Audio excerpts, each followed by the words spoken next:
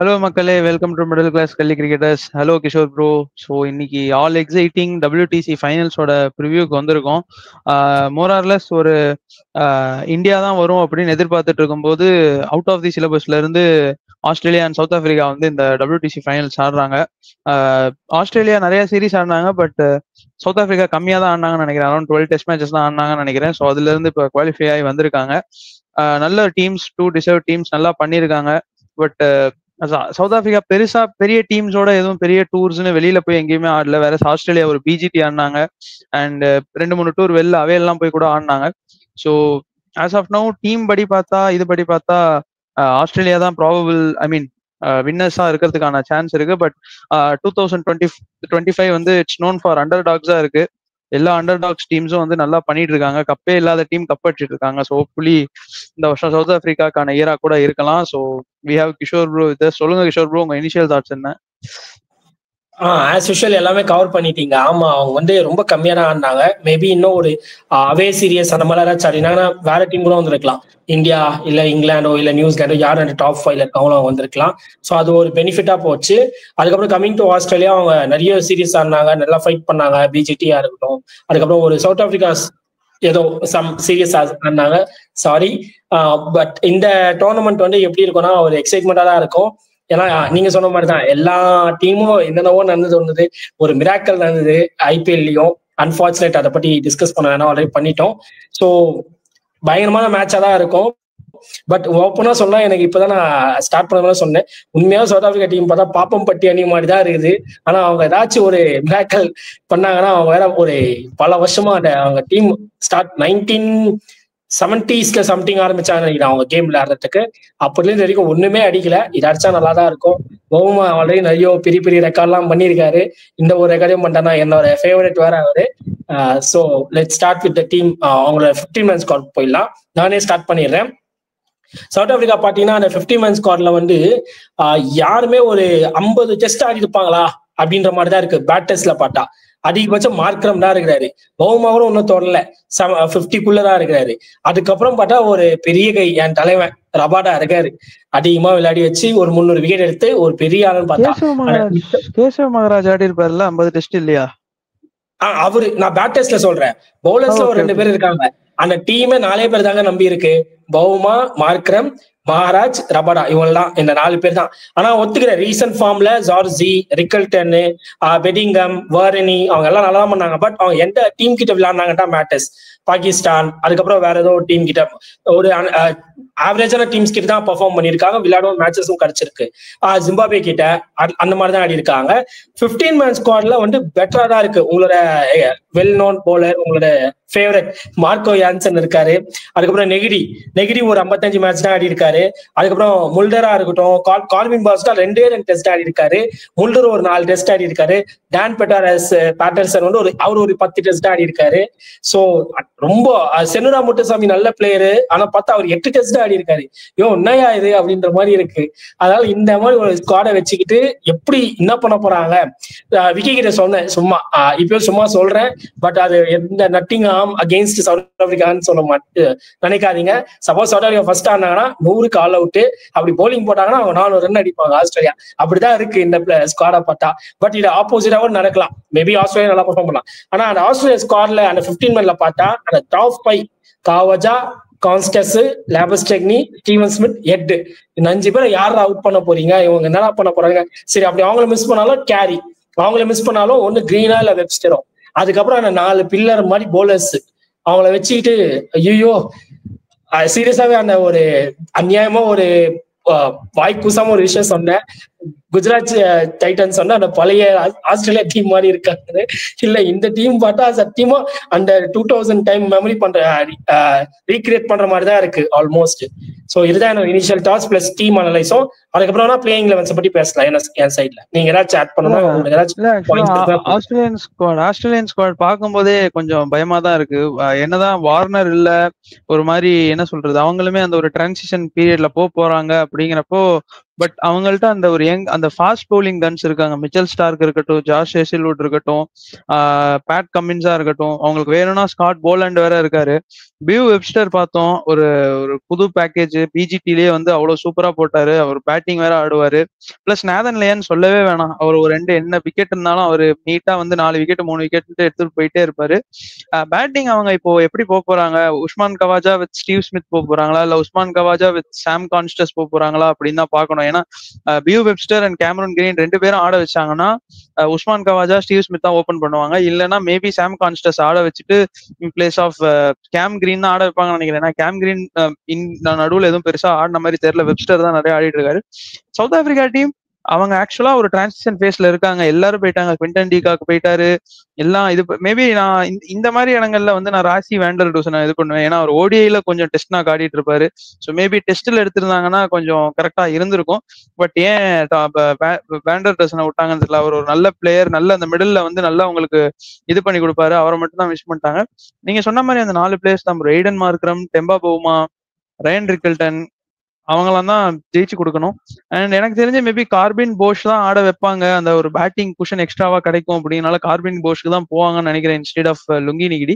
But South Africa பேப்பர்ல கொஞ்சம் இதுவா தான் இருக்கு. பட் ஹூனோஸ், ஒரு சர்ப்ரைஸ் யார் வேணாலும் கொடுக்கலாம். கிறிஸ்டல் பேலஸ் கொடுக்குது, டாட்டன்ஹாம் ஹாட்ஸ்பர்ஸ் கொடுக்குது, ஆர்சிபி கொடுக்குது. அப்படிங்கிறப்ப கண்டிப்பா சவுத் ஆப்பிரிக்காவும் கொடுக்கறதுக்கான சான்ஸ் நிறையவே இருக்கு. ஸோ அப்படியே நீங்க ஆஸ்திரேலியா பிளேயிங் 11 சொன்னீங்கன்னா நானும் அப்படியே ஆஸ்திரேலியா பிளேயிங் 11 சொல்லிடுவேன். அப்படியே டிஸ்கஸ் பண்ணிடலாம். என்னோட பிளேயிங் நான் கன்ஃபார்மா ஃபிட் பண்ணுவேன் சாம. ஏன்னா அவர் அந்த மாதிரி ஒரு 2 இன்னிங்ஸும் 3 இன்னிங்ஸ் தான் ஆனாரு. பட் ப்ரூவ் பண்ணிட்டாரு அவர் இந்தியா கிட்டேயே. ஸோ காவாஜா சொல்லலாம், அவர் வந்து அவங்க கான்டினென்ட்ல விளையாடினாரு.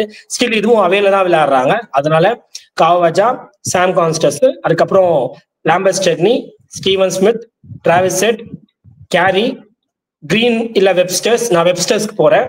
மொத்தம் 7 பிளேயர்ஸ் ஒரு ஆல்ரவுண்டர்ல. அதுக்கப்புறம் Pat Cummins, Starc, Hazlewood, Nathan Lyon. ஆனா எனக்கு ஸ்காட் போலண்ட் வேணும். அதனால நான் என்ன சொல்லுவேன்னா, நீங்க தயவுசெய்து 6 பேட்டர்ஸோட போய்க்கோங்க, கிரீன் இல்ல வெப்ஸ்டர்ஸை தூக்கிட்டு ஸ்காட் போலண்ட்ல போட்டுக்கோங்கன்னு சொல்லுவேன். ஏன்னா அது இங்கிலாந்து ஃபேஸ் பவுலிங் பிச், எப்படியும் ஃபேஸ் பவுலிங் தான் கொடுப்பாங்க. எத்துன்னு போக நான் 4 ஃபாஸ்ட் பவுலர்ஸ் சொல்லுவேன். ஸ்டில் அவங்க 7 பிளேயரோட தான் போவாங்க. 6 batters with 1 allrounder plus 4 bowlers. அதுல 3 ஃபாஸ்ட் பவுலர்ஸ், ஒரு ஸ்பின். அன்பார்ச்சுனேட் ஸ்காட் போலண்ட் இருக்க முடியாது, சான்ஸே இல்ல. சப்போஸ் ஹேசல்வுட் இல்ல மிச்சல் ஸ்டார்க் திடீர்னு உடம்பு சரியாம போயிடுறாரு, இல்ல ஏதாச்சும் லாஸ்ட் மினிட்ல ஏதாச்சும் ஆச்சுன்னா தான் ஸ்காட் போலண்ட் சான்ஸ் கிடைக்க வாய்ப்பு இருக்கு. இதான் பிளேயிங் 11.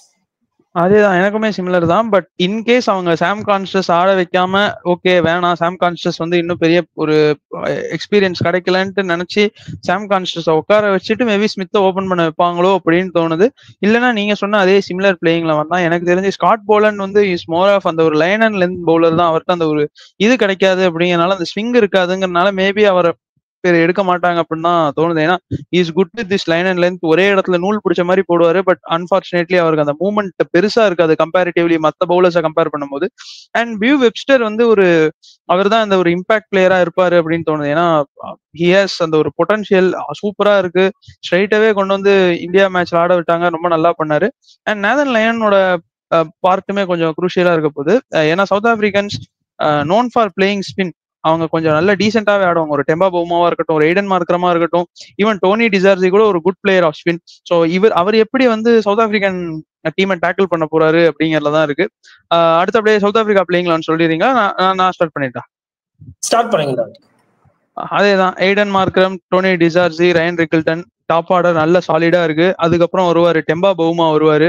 அப்புறம் எனக்கு தெரியல கிறிஸ்டியன் ஸ்டப்ஸ் ஆடுவாங்களா பெடிங்ஹம் ஆடுவாங்களான்னு தெரியல. மேபி பெடிங்ஹம் தான் போவாங்க அப்படின்னு தான் தோணுது in place of Christian Stubbs. Kyle Verreynne தான் கண்டிப்பா விக்கெட் கீப்பரா இருப்பாரு. Wiaan Mulder, Marco Jansen, Keshav Maharaj, Kagiso Rabada, either of Corbin Bosch or Lungi Ngidi தான் போவாங்கன்னு நினைக்கிறேன். எக்ஸ்பீரியன்ஸ் வைஸ் போகணும்னு நினைச்சா நிகிடிக்கு போவாங்க. பட் அந்த ஒரு லைட்டா ஒரு பேட்டிங் குஷன் வேணும் அப்படின்னு நினைச்சாங்கன்னா கார்பின் பாஷ்க்கு போவாங்க. கார்பின் பாஷ்மே ஒரு மாதிரி ஒரு டீசெண்டா போடக்கூடிய பவுலர் தான். லார்ஜ் மாதிரி ஒரு விக்கெட்ல வந்து அவருக்கு கொஞ்சம் விக்கெட் பர்ச்சேஸ் இருக்கும் தான் தோணுது. பட் எனிடே லுங்கி நிகிடி கிட்ட அந்த ஒரு எக்ஸ்பீரியன்ஸ் இருக்கு. அண்ட் ஒரு மாதிரி ஆர்சிபிக்கு ஒரு மாதிரி டீசெண்டா தான் பண்ணாரு. ஸோ அதனால அந்த ஒரு டச்ல இருக்காரு அப்படிங்கறனால maybe they will go with நிகிடின்னு தான் தோணுது. பட் பார்ப்போம். இங்க வந்து மார்க்கோ யான்சன் தான் will be crucial any day. Red பால்ல வந்து Marco Jansen is a good player. So நான் வந்து still I am going to back him. Who knows, top order கூட அப்படியே ஃபம்பிள் பண்ணலாம். டிராவிஸ் ஹெட்டுக்கு வந்து அந்த ஆஃப் ஸ்டம்ப் பால் போட்டு ஆஃப் ஸ்டம்ப்ல அந்த டாப் ஆஃப் தி ஸ்டம்ப்ஸ்ல வந்து அந்த பைல்ஸை தட்டிட்டு போலாம் அப்படின்னு நான் நினைக்கிறேன். நீங்க சொல்லுங்க கிஷோர் ப்ரோ. என்னோட பிளேயிங் லெவன்ஸ்ல வந்து இப்போ எல்லா அந்த பிளேயர்ஸ் லெவன்ஸ்லயுமே வந்து ஹையஸ்ட் ஆவரேஜே 41 ரிகல்டண்டா வச்சுட்டு இருக்காரு. பட் மிச்சம் எல்லாரும் 35 பிலோ தான். ஸ்டில் ரீசன்ட் சீரீஸ்ல நல்லா பெர்ஃபார்ம் பண்ணிருக்காங்க. ஜார்ஜியா இருக்கட்டும், நீங்க சொன்ன பெடிங்கமா இருக்கட்டும், வேரனியா இருக்கட்டும், கிறிஸ்டன் ஸ்டப்ஸா இருக்கட்டும், எல்லாமே பெர்ஃபார்ம் பண்ணிருக்காங்க. ஸோ அந்த வயசுல வந்து நான் எப்படி பிளேயிங் லெவன் செட் பண்ணிருக்கேன்னா, ஜார்ஜி கூட வந்து ரிகல்டனை ஓபன் பண்ண வச்சிடலான்னு இருக்கேன். 1 டவுன் மார்க்கரம் மட்டும், அதுக்கப்புறம் பவுமா நான் ஸ்ட்ரைட்டா வந்து வேர்னியா விளையாட வச்சுட்டு ஸ்டப்ஸை விளையாட வச்சிருவேன். இல்ல வேறைய டிராப் பண்றீங்கன்னா ஸ்டப்ஸ் கீப்பர் நிக்க வச்சிருங்க, பரவாயில்ல அவர் கீப்பர் தானே, அவர் பண்ணு போட்டோம். பெட்டிங்ஹாம் யூஸ் பண்ணிக்கோங்க. இருக்காரு ரயன் ரிக்கில்டனே விக்கெட் கீப்பர் தானே. சாரி, ரிக்கில்டன் இருக்கா, 3 கீப்பர் இருக்காங்க. சோ பிரச்சனையே இல்ல. சோ பெட்டிங்ஹாம் பதிலா வேர்னி இல்லனா பெட்டிங்ஹாம் யாராச்சும் ஒருத்தர் ஸ்டப்ஸ் நான் கண்டிப்பா வச்சுப்பேன். என்னன்னா அவரு ப்ரூஃப் பண்ணிருக்காரு, அவர் ஆடுவாரு. அதுக்கப்புறம் வந்து நான் வந்து கார்பின் பாஸ்டா டான் பேட்டர்சனா யோசிச்சேன். டான் பேட்டர்சன் பெட்டரா இருப்பாரு, ஏன்னா அவர் விக்கெட்டும் எடுத்திருக்காரு, ஒரு டீசென்ட் ஆடி இருக்காரு. கார்பின் பாஸ்ட் வந்து அந்த அளவுக்கு எக்ஸ்போஸ் சான்ஸ் கிடைக்கல. ஸ்டில் அவர் வந்து எவ்வளவு விக்கெட் எடுப்பாருன்னு தெரியல. ஸ்டில் இவர் எடுத்திருக்காரு, ஒரு ஆல்மோஸ்ட் 50 விக்கெட்ஸ் எடுத்திருக்காரு இவரு. சோ எனக்கு பெட்டர் ஆப்ஷனா டான் பேட்டர்சன் தெரிச்சாரு. அப்புறம் உங்களோட லெஜண்ட் மார்க்கோ யான்சன். அதுக்கப்புறம் நான் ஸ்ட்ரைட்டா நெகட்டிவ் யூஸ் பண்ணுவேன். வேற யாரும் இல்ல ஃப்ரண்ட் லைன் பவுலர்ஸ் நிக்க வச்சு போறதுக்கு வேற யாருமே இல்ல. சோ நெகட்டிவ் அலாங் வித் என் தலைவர் ரபடா. அதுக்கப்புறம் ஸ்பின்ல கேசவ் மகாராஜா, முத்துசாமியான்னு பார்த்தா 2 பேரும் சிமிலரா தான் இருக்காங்க. ஐ மீன் ஆக்ஷன்ஸ்ல சொல்றேன். அதனால வந்து யான்சன் தான் போயிடுவாங்க. சாரி, கேசவ் மகாராஜ் தான். இதுதான் playing elevens. Keshav Maharaj okay, இதான் playing elevens. So Rabada Keshav Maharaj தான் ஏதாச்சும் பண்ணணும். அப்படி அவங்க சொதப்பிட்டாங்கன்னா எனக்கு தெரிஞ்சு பெட்டார்சன் போறதுக்கு வாய்ப்பு இருக்கு. ஏன்னா அவர் நியூ பால் போட்டு இருக்காரு. சப்போஸ் லுங்கி நெகட்டிவ் ஒர்க் ஆகலன்னா அவர் வச்சுட்டா ஏதாச்சும் ட்ரை பண்ணும். சோ இதுதான் லெவன்ஸ். அதான் நல்ல டீம் இல்ல, அது கன்ஃபார்மா தெரியுது. பட் ஃபைட் பண்ணலாம். பூனோஸ் அந்த அண்டர் டாக்ஸ் இந்த இயர் ஃபுல்லாவே அப்படிதான் நடந்துட்டு இருக்கு. ஒரு 10 டோர்னமெண்ட் ஆயிடுச்சு, ஆல்மோஸ்ட் 10 டோர்னமெண்ட்ஸ் மாட்டி மாட்டி கிடைச்சிருச்சு ரிசல்ட்ஸ். இதுவும் என்ன நடக்கலாம். இது தாண்டி பெருசா இல்ல. லார்ட்ஸ்லியா ஃபைனல்ஸ் எங்க ஃபைனல்ஸ் லார்ட்ஸ்ல. அதுக்கப்புறம் சப்போஸ் மேட்ச் ஆகுனா யார் ஃபர்ஸ்ட் பிளேஸோ அவங்களுக்கு கப்பு கொடுத்துருவாங்களா, எப்படி கணக்கு? இல்ல தெரியல, அது ரூல்ஸ் எனக்கு சரியா தெரியல. மேபி ஷேர் பண்ணிப்பாங்க அப்படிதான் நான் நினைக்கிறேன். ஃபர்ஸ்ட் இதுவா அப்படிங்கிறது எனக்கு கன்ஃபார்மா தெரியல. மேபி அது ரிசர்ச் பண்ணிட்டு கமெண்ட் பண்ணுங்க. அண்ட் சவுத் ஆப்பிரிக்கா என்னதான் நம்ம அண்டர்டாக்ஸ் ஜெயிப்பாங்கன்னு சொன்னாலும் ஒரு ஃப்ரண்ட் லைன் பேசர்ஸே யாருமே இல்ல. நீங்க பாத்தீங்கன்னா அந்த பக்கம் ஒரு மிச்சல் ஸ்டார்க்கு, பேட் கமின்ஸ், ஜாஸ் ஹேசில்வுட் இப்படி பேர் இருக்கு. பட் அன்பார்ச்சுனேட்லி சவுத் ஆப்பிரிக்கா அந்த ஒரு லீடிங் பேஸ் அட்டாக் இல்ல. அந்த பக்கம் இருக்க நேதர்லாந்து அந்த பக்கம் என்னதான் இருந்தாலும் நம்ம உண்மையை ஒத்துக்கணும் ஒரு சில சமயத்துல ஆப்போசிஷன் டீமை பார்த்துட்டு. பட் இங்க இருந்து சவுத் ஆப்பிரிக்கா வந்து வின் பண்றாங்க WTC ஃபைனல்ஸ்னா கண்டிப்பா அவங்களுக்கு ஒரு ராயல் சல்யூட் தான். So hopefully which teams play good cricket will win. But ஃபைனலா ஒரு ப்ரெடிக்ஷன் கிஷோர் ப்ரோ, யார் ஜெயிப்பாங்க?